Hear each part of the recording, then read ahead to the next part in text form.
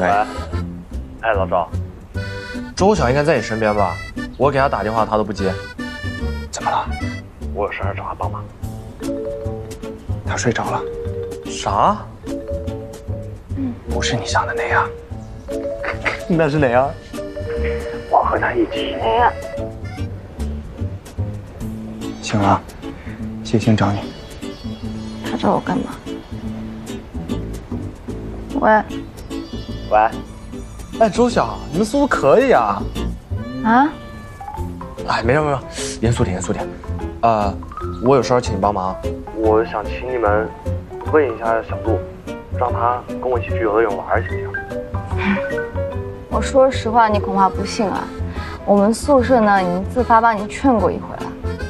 真的吗？那你就应该知道小鹿他对我真的有点过分了啊！你知道吗？我什么话都没说。然后他就是不让我说，而且一直拒绝我，就是等于我没开口他就拒绝我，你懂吗？这是有点过分了，你知道吗？我觉得我自己是有点就白瞎，你知道吗？我在陈宇他家楼下待了多少个晚上，被蚊子叮了多少个包，哎呀，我真的太可怜了，我苦口婆心我劝他，